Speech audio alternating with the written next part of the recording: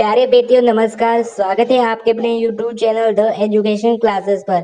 दोस्तों आज की क्लास में मैं आप सभी के लिए राजस्थान चतुर्थ श्रेणी 2025 के लिए इम्पोर्टेंट क्वेश्चंस लेकर आया हूं, जो आपके राजस्थान चतुर्थ श्रेणी के लिए काफी महत्वपूर्ण सिद्ध होंगे। और फ्रेंड्स आपको लास्ट में कमेंट करके बताना है कि आपके कितने क्वेश्चन सही होते हैं। तो चलिए दोस्तों क्लास की करते हैं शुभारंभ। क्लास का पहला ही क्वेश्चन आपके सामने आ चुका है। महाराणा प्रताप की छतरी कहाँ पर है? दोस्तों महाराणा प्रताप, जिसे अपन हल्दी घाटी का शेर कहते हैं विद्यार्थियों, महाराणा प्रताप है, इनकी छतरी है वो कहाँ पर बनी हुई है? गोगुंदा में, बांडोली गांव में, चावंड में या कुंभलगढ़ में? तो महाराणा प्रताप की दोस्तों छतरी कहाँ बनी हुई है? बांडोली गांव में। जो भी बांडोली गांव कमेंट कर रहा है, बी ऑप्शन क्या रहेगा आपका? बी ऑप्शन आपका सही रहेगा। बिल्कुल सारे क्वेश्चन क्या है दोस्तों आपके बड़े इंपॉर्टेंट है, बड़े मस्ट है दोस्तों, इसलिए इस क्लास को आप क्या करें, ध्यान से कंप्लीट पूरा देखें, ठीक है ना। ध्यान से कंप्लीट आपको क्लास को पूरा देखना है। चलिए विद्यार्थियों आगे बढ़ते हैं। अगला सवाल दोस्तों आपके सामने है, महाराणा प्रताप के घोड़े चेतक की छतरी कहाँ पर है? देखो महाराणा प्रताप की छतरी है वो बांडोली गांव में है, तो बताओ उनके घोड़े चेतक की छतरी कहाँ पर है? गोकुंदा में, बांडोली गांव में, बलीचा में या कुंभलगढ़ में? तो दोस्तों चेतक की आप छतरी बनी हुई है वो बलीचा गांव में है, ठीक है ना। महाराणा प्रताप के घोड़े का नाम चेतक था और महाराणा प्रताप के हाथी का नाम राम प्रसाद था, ठीक है दोस्तों। जो मैं आपको पढ़ाऊंगा वही एग्जाम आएगा, गारंटी है बिल्कुल, क्योंकि जो सिलेबस है उसी के अकॉर्डिंग आपको यहाँ पर तैयारी करवाई जा रही है। अगला सवाल दोस्तों आपके सामने, हुर्रा सम्मेलन कहाँ पर हुआ था? देखो ये हुर्रा सम्मेलन है ना, ये दोस्तों आपका होता है 1734 में। कब दोस्तों होता है? ये होता है 1734 में होता है। कहाँ होता है दोस्तों आपका? उदयपुर में हुआ था क्या, डूंगरपुर में, जयपुर में या भीलवाड़ा में? तो हुर्रा सम्मेलन दोस्तों आपका हुआ था बिल्कुल भीलवाड़ा में। भीलवाड़ा जो भी कमेंट कर रहा है, भीलवाड़ा ऑप्शन आपका सही है।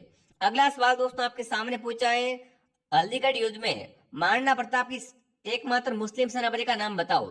बताओ भाई दोस्तों, हल्दीगढ़ युद्ध में महाराणा प्रताप का एकमात्र मुस्लिम सेनापति कौन था? हकीम का सूरी, हसन का मेवाती, जाकिर हुसैन या मोहम्मद लोदी? तो देखो विद्यार्थियों, महाराणा प्रताप के जो हल्दीगढ़ युद्ध था उसमें दोस्तों आपके बिल्कुल इनकी सेना का रावल कौन था? यहाँ दोस्तों सेना की आगे वाली टुकड़ी होती है ना, उसका दोस्तों सेनापति कौन था? वो था हकीम का सूरी। क्या रहेगा सही उत्तर? हकीम का सूरी ऑप्शन सही रहेगा। अगला सवाल दोस्तों आपके सामने, आवल बावल की संधि किसके बीच में हुई थी? संधि कौन सी है?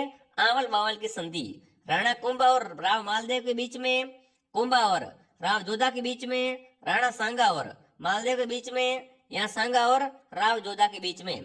तो ध्यान रखना विद्यार्थियों, आवल बावल संधि है ये दोस्तों कुंभा तथा राव जोधा के बीच में हुई थी।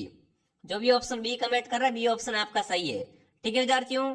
अगला सवाल आपके सामने, मारवाड़ का प्रथम शासक जिसने दोस्तों मुगलों की अधीनता स्वीकार कर ली थी? बताओ भाई, मारवाड़ का दोस्तों प्रथम शासक कौन है जिसने क्या कर दिया? मुगलों की अधीनता स्वीकार कर ली थी। राव जोधा, राव मालदेव, राव चंद्रसेन या मोटा राजा उदय सिंह? तो ध्यान रखना विद्यार्थियों, बिल्कुल यहाँ पर क्या रहेगा? मोटा राजा उदय सिंह। इसने क्या कर दिया विद्यार्थियों? सर्वप्रथम मारवाड़ में मुगलों की अधीनता स्वीकार कर ली थी। अगर आपसे पूछ ले विद्यार्थियों, ऐसा कौन सा राजा मारवाड़ में था जिसने क्या है कभी मुगलों के सामने अपना सर नहीं झुकाया, कभी भी अधीनता स्वीकार नहीं की?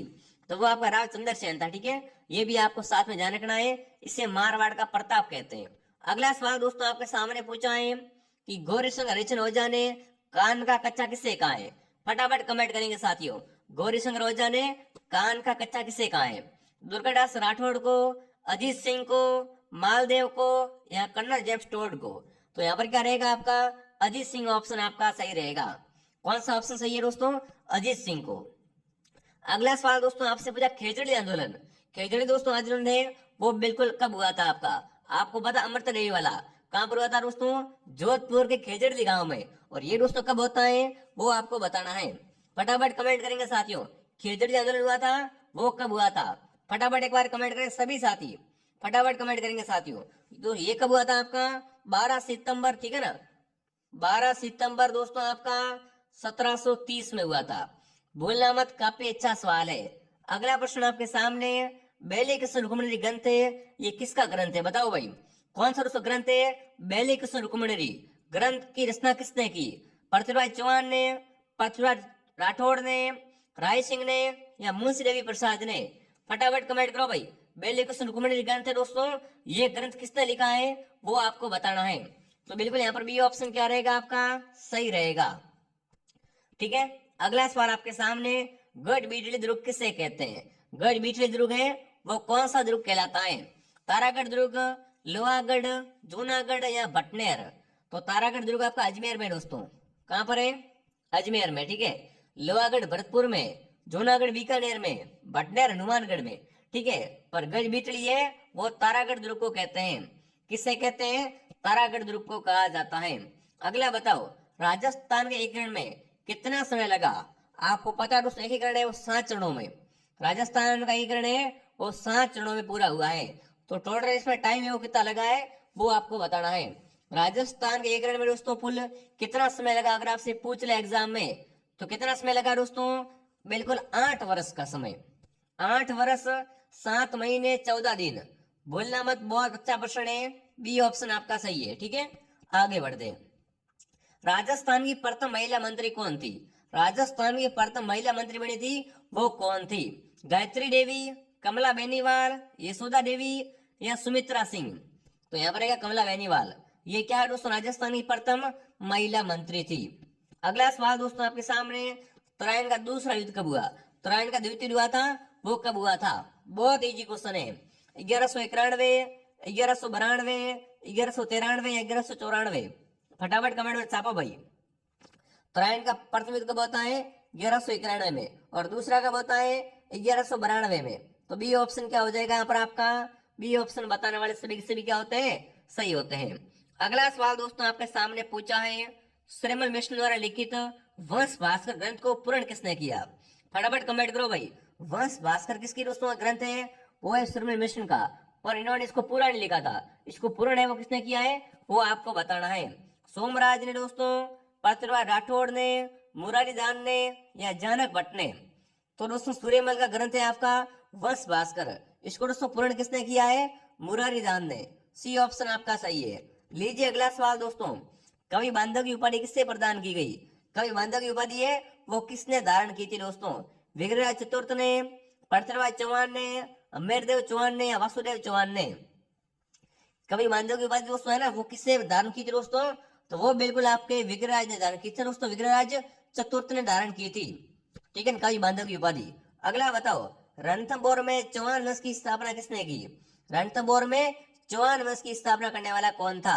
पृथ्वीराज चौहान, गोविंद देव, वासुदेव, कीर्तिपाल चौहान? तो यहाँ पर गोविंद देव क्या रहेगा आपका? गोविंद देव ऑप्शन आपका सही रहेगा। जिसने भी क्लास को दोस्तों लाइक नहीं किया है फटाफट क्लास को लाइक करें और सब्सक्राइब करें, ताकि दोस्तों आने वाली हर क्लास का आपको नोटिफिकेशन मिले और आप घर बैठे तैयारी कर सको, वो भी बिल्कुल फ्री में। अगला सवाल दोस्तों आपके सामने, अमीरठ ग्रंथ के लेखक कौन है? अमीरठ ग्रंथ है दोस्तों, इसके लेखक पूछा आपसे कौन है?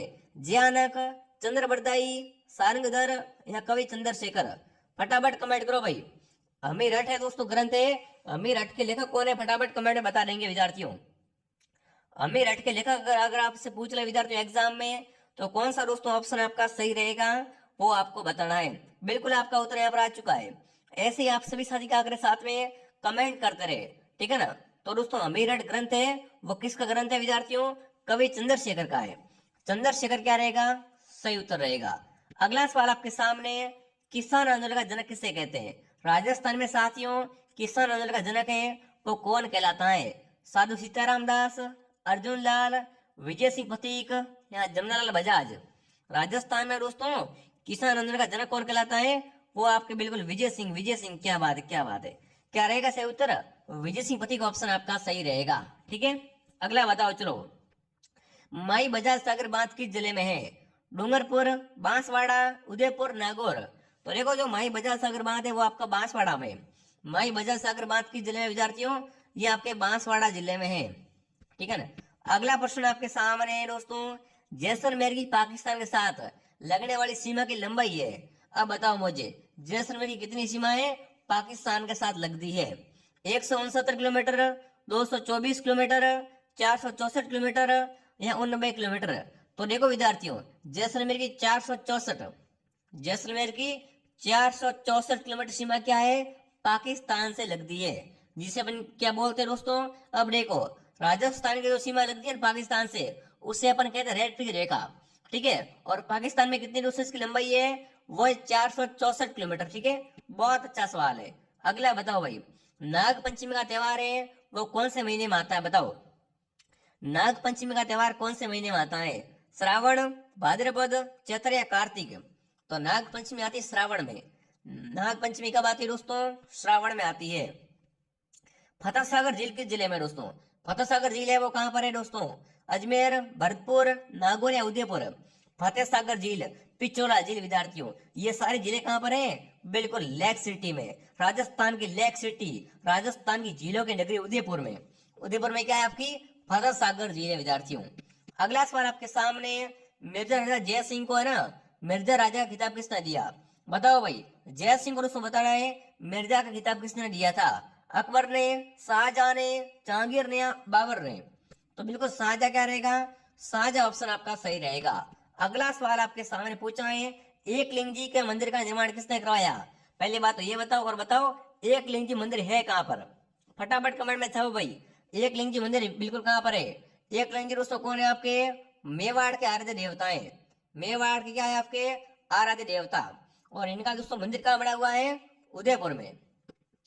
उदयपुर ऑप्शन आपका सही रहेगा। अगला प्रश्न दोस्तों पूछा है, कुचामनी काल के प्रवर्तक कौन है? मुंशीराम, लच्छीराम, अकबर खान या लंका महाराज? तो कुचामनी काल के प्रवर्तक है विद्यार्थियों, वो है आपके लच्छीराम जी। कौन है? लच्छीराम जी। दोस्तों आज की क्लास यही समाप्त करते हैं। क्लास कैसी लगी कमेंट जरूर करें।